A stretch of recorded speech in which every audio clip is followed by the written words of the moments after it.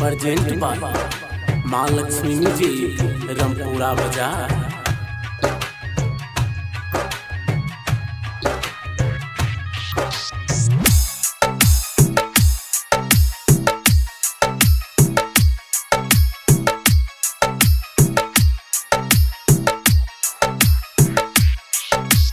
DJ ओम शंकर परसा उभर भिंडा।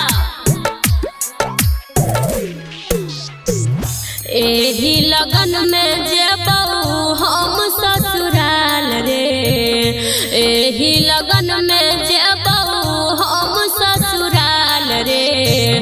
Phone बे पूछबऊ आबू तोहर हाल चाल रे, याद में तोहरा हमर हेतै बुरा हाल रे।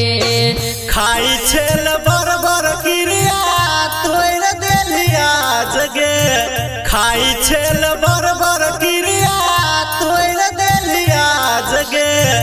कौन मुँह से बोले चाही होई नहीं छोला जगे, कौन मुँह से बोले चाही लगे नहीं छोला जगे।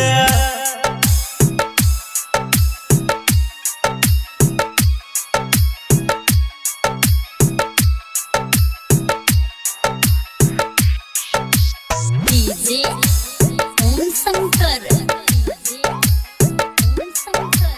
परसा उभर भिंडा।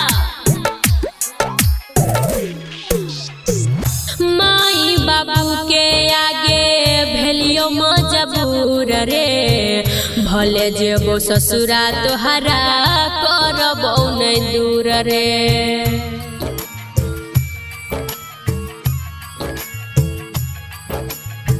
शीशा के जैसन दिलबा कर देली चूर गे, अपना से हमारा अब की करबे तू दूर गे।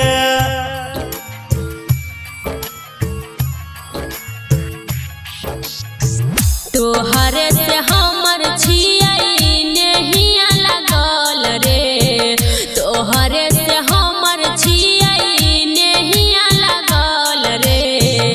एही लगन में हम जेबो ससुराल रे, याद में तोहरा हमर हेतै बुरा हाल रे। एही लगन में हम जेबो ससुराल रे।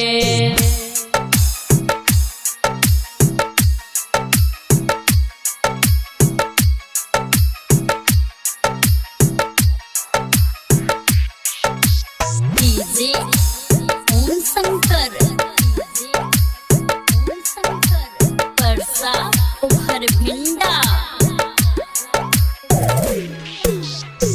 सुन रे सबीन तोहरे रहियो कुमार में, सुमन सोना कहै छौरे छही तू हमर रे।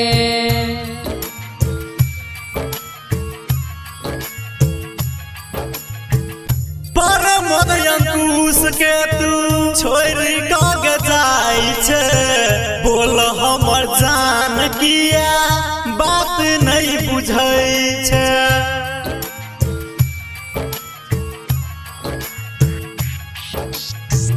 एही लगन में जेबऊ हम ससुराल रे, एही लगन में जेबऊ हम ससुराल रे।